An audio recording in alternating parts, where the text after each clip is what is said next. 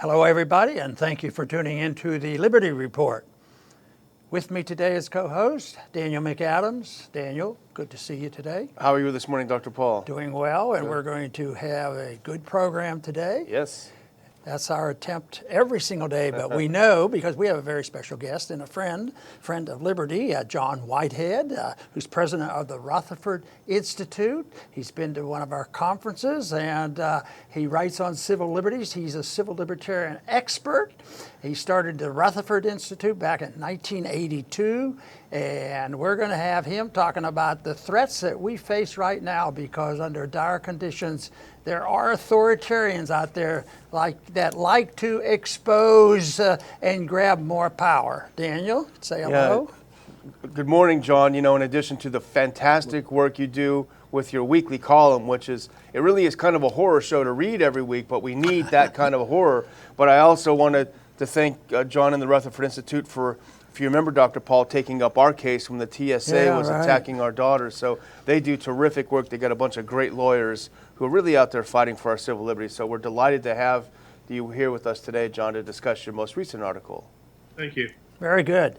And I'm going to start off with a more generalized question about, civil liberties and what motivates people, because conditions are always such that motivate people to be willing to give up their liberties. And what is it that prevents that? Why do we go for a period of time and have respect for civil liberties, and why do people tend to give up so easily? And I heard, and Daniel heard the same comments after 9/11. They came and said, "Ron, you're right, but you're wrong, because to protect civil liberties, you have to sacrifice some of your liberty in the meantime."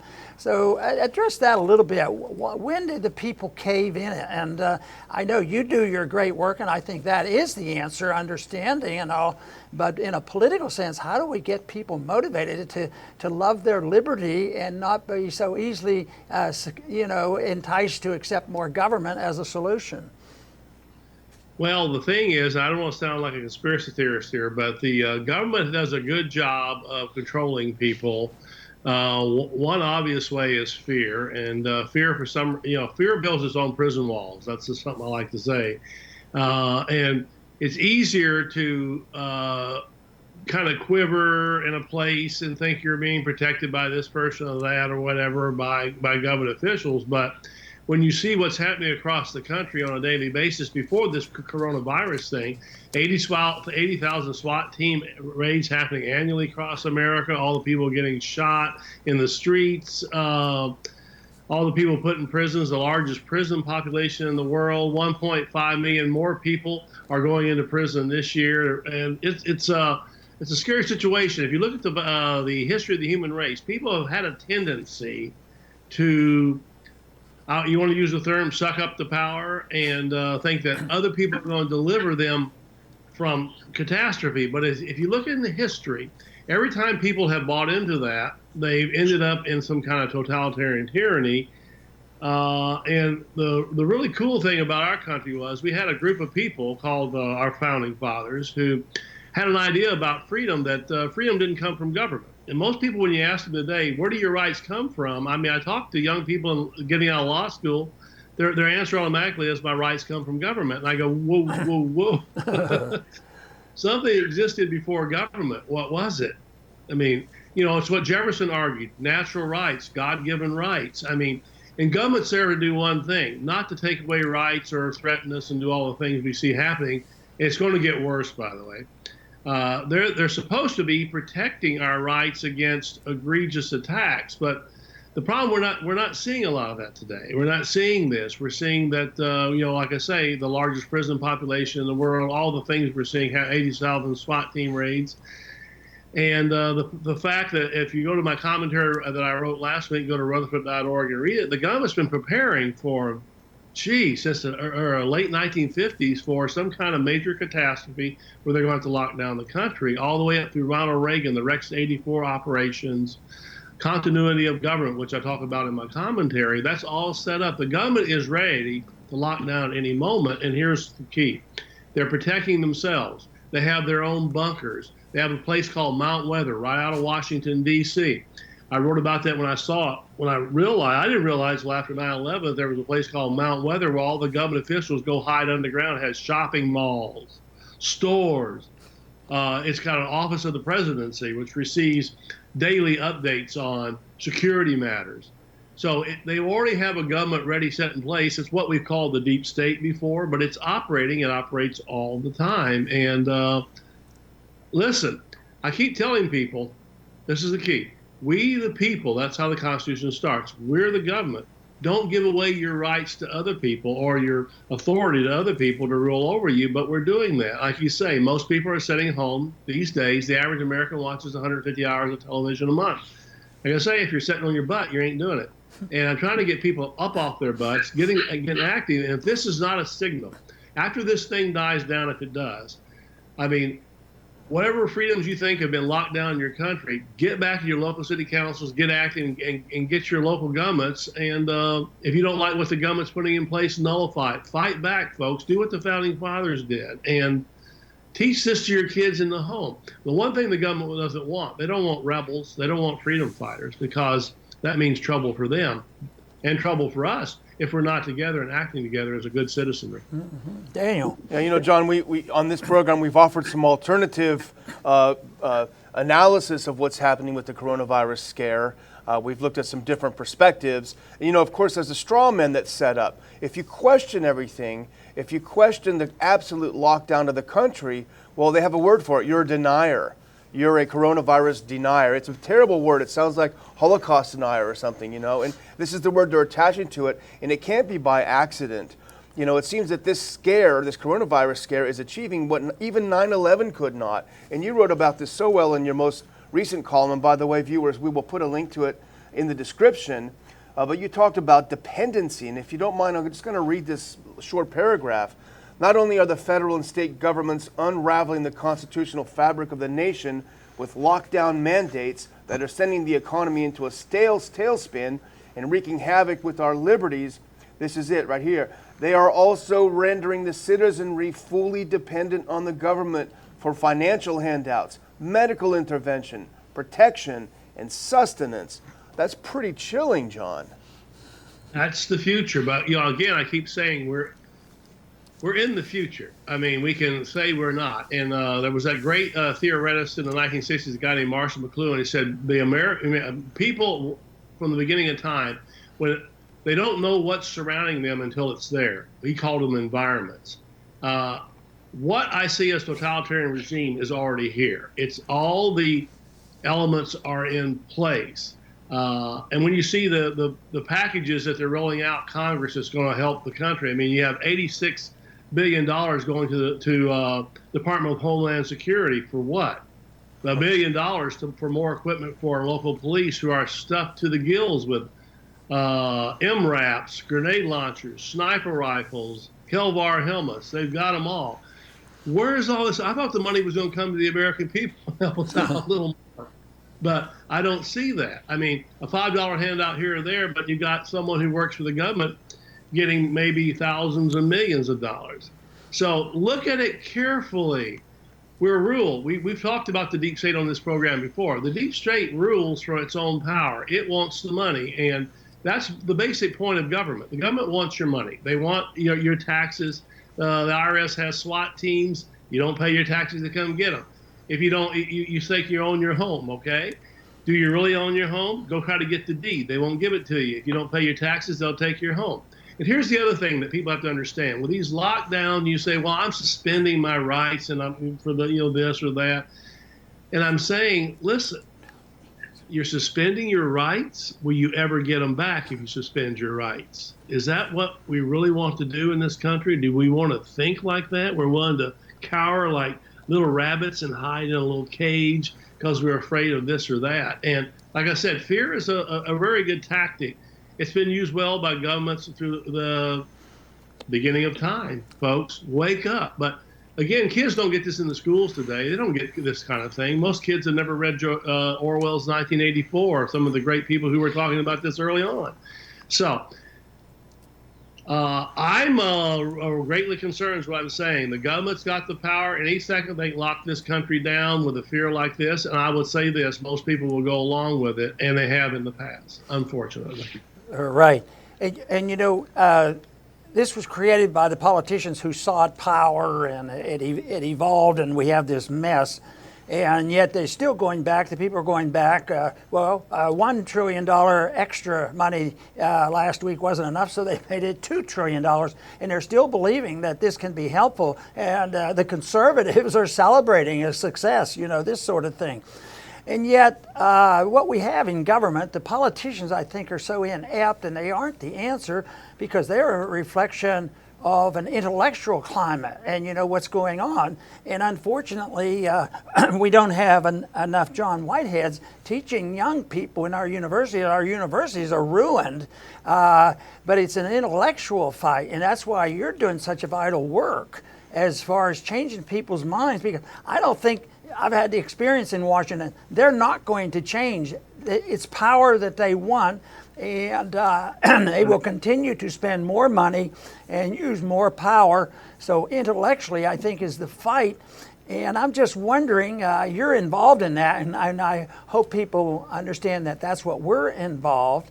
But how do you, how optimistic are you about that? Do you feel good about that movement? Because sometimes when I hear and read your stuff, I say, we're alive and well, and it's going to change because we have to replace, the intellectual climate that we put up with for 50 years. That has to be removed, and maybe this crisis that we have now might close down our universities. Who knows? Maybe they'll go to, education over the internet. Is there any hope to go in that direction? Listen, the educational system in this country is in such a bad shape in terms of what they're teaching the kids. I mean, I talk to law students today, and I talk to lawyers. You can't tell me what's in the First Amendment. And most Americans can't tell me what's even in the Bill of Rights. They have no idea. They don't read the Declaration of Independence anymore, or the Constitution. Why aren't the schools teaching this? Because they don't want people. Listen, there's a reason you don't teach something, and you teach other things like, "I will obey you, teacher." They're teaching people not to be rebellious. They don't want a Thomas Jefferson. They don't want the people that we're seeing today. And again, sometimes I feel like I'm a wolf out there on the hill screaming, and people go, "Oh, you're overreacting and being weird." And I was warning people about the SWAT team raids about 15 years ago, and they weren't listening. Now 80,000 annually, and they're crashing through people's doors, shooting dogs, killing kids. And the so-called mainstream media, our protectors, don't report that stuff. They don't tell us this is going on. Most Americans have no clue. So the mainstream media, by the way, I think, and again, I'll say it, works pretty cozy with the government. I mean, when I see some of these major TV programs I'm watching, the advisors are former government employees, CIA. And I'm going, is the government now giving me the news? Is that the way we wanted it? Go ahead, Daniel. John, you talk about the educational system. You're absolutely correct. People don't understand these things. Going back to the piece, you had a really great exposition on the importance of habeas corpus. You start by informing us that the Department of Justice has asked for the power to indefinitely detain American citizens without trial, just temporarily for this crisis, right? And pause the courts. Yeah. And pause the courts. You won't be able to get Pause into a courts. court. Yeah. So talk a little about that and explain to people who may not be as familiar as they should be the importance of the concept of habeas corpus. Habeas corpus is a famous writ, and it's the only thing written really basically in the central Constitution, outside the Bill of Rights that proposes a really strong right. And that is the fact that if you're detained unlawfully, you have a right to come out and defend yourself in a court of law. What the Department of Justice now and the Trump administration is asking for is to suspend that indefinitely. You won't have that right to detain you indefinitely. It's like they're invoking the National Defense Authorization Act automatically, and they can round up people in droves. And go back in history, folks, but most people don't know history. I mean, former regimes had a really good plan about hurting people in the camps and stuff like that. You know something? They didn't get out a lot of them. And the FEMA camps are built. I mean, the Bush administration gave $385 million for the Halliburton Corporation to build the FEMA camps. And I've talked to former NSA agents that say they've been built, their own military bases. They're ready for any event to round up the so-called people. And here's the thing that really bothers me most. When I talk to government officials, a lot of them sometimes when I'm posing them in cases, it's the way they view the American people. They basically view us now as data bits because we live in a corporate state that's basically targeting us for information, money, and control.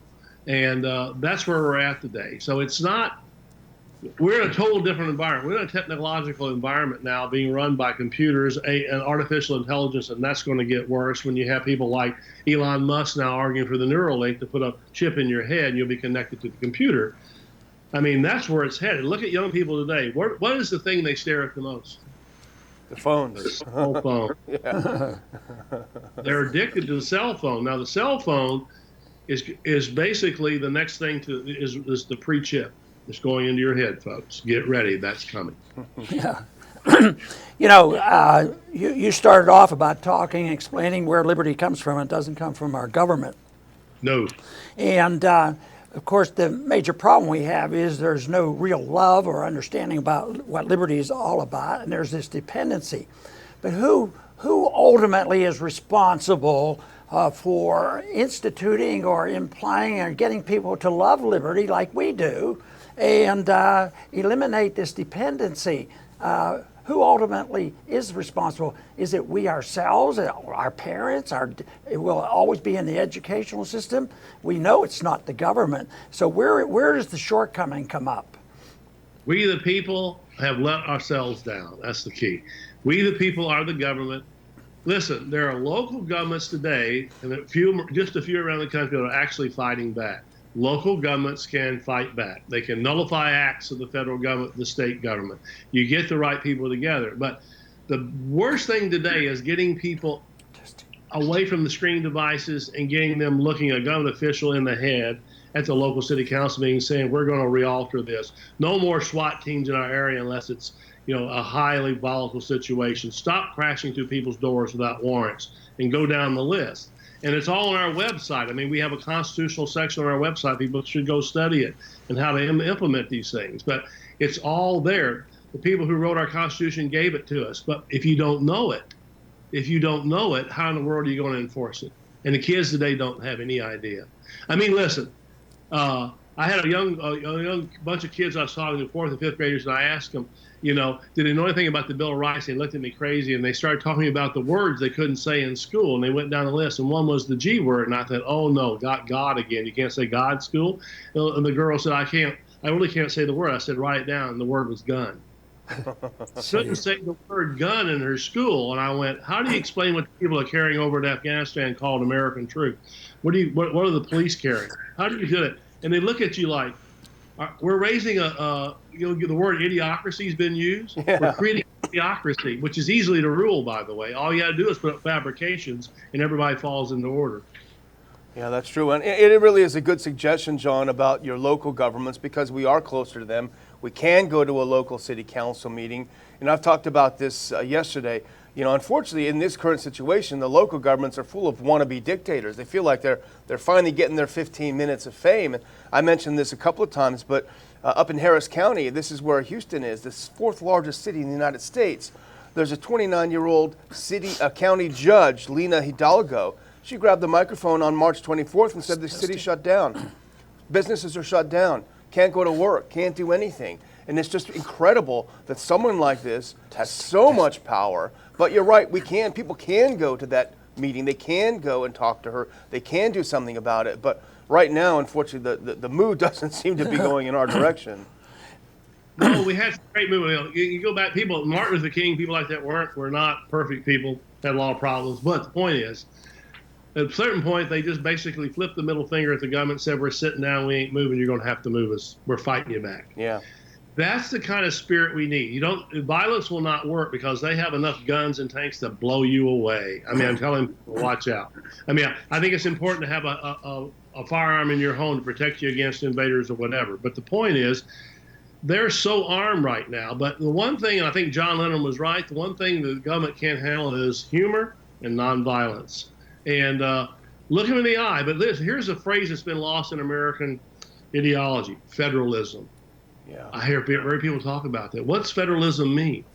It's something they used to teach me in law school. I learned it in law school. They don't teach anymore. It means that there's a disbursement of governments. The federal government's just one of them. Local governments, they're all basically operating on the same level, and the local governments govern best, we were taught. Now it's the faraway government with the big federal government and the godlike character, is ruling over us, and we must worship them, and they will save us with that $500 gift while they're giving another $1 billion to some federal agency. Yeah, well, John, you mentioned about how the local people should resist and the government should challenge the federal government. And I think a lot of that is going on, and there's room for some optimism there. But there's also room, for my understanding, that a little bit of a concern, because Daniel already mentioned how one little bureaucrat at county level was able to write an edict, and they become just as authoritarian as even the federal government. Yep. And occasionally, Trump is trying to ease off and away from that, and then the governors come up, and the governor, it's incestuous. But yet I do understand your point that if we had stronger efforts, and I guess that's what they need is encouragement and comfort level, that they're allowed to do this. They're not un-American because they're challenging some of these horrible edicts from our federal government. Listen, James Madison, who wrote our Bill of Rights, he said we ought to mistrust all those in power. I say that's the basic principle of being a patriot. And the thing here is, that individual that shut down that city council meeting, that's not the government. I keep telling, I go back, we the people, we're the government. We can say, you sit down, we're running this thing from now on, okay? Go on, take the microphone and start talking like they do. There are a lot of individuals who do that, and they get in trouble sometimes. And we've helped some of them in those issues. But the point is that we need Americans today who are willing to stand up, to have the guts to it, and it's the great quote, what is real courage? Being scared to death but saddling up anyway, the John Wayne quote. That's it. So let's saddle up. Let's do this thing, because if we're not, this is psychological conditioning. This thing may pass, but it conditions people to bow before the secular powers that run the so-called government. John, we're going to have to close this out, but I want to thank you very much for being on, because your message is so vital to everybody. And I actually, come across optimistically when I talk and meet with people like you, because people say, well, why is he so pessimistic? The world's falling apart. Because he's pointing out and giving us the truth, and that there is a different option, and you don't have to sell out America for it. So John, thank you very much for being with us, and keep at it, because I think the solution comes from individuals like you who will speak the truth and write it and spread a message, and you are the educator that we look to. So is there a website or anything that you might encourage our viewers to tune to stay in tune with you? By the way, I'm not a pessimist, I'm a realist. And our website is at rutherford.org, rutherford.org, all the articles there. And go to our constitutional section, learn the Constitution. Teach your kids at home the Constitution. They will not get it at school. We need a few more rebels out there. I like them. Very good. All right, well, thanks again. And I want to thank our viewers today for tuning in. And please return to the Liberty Report soon.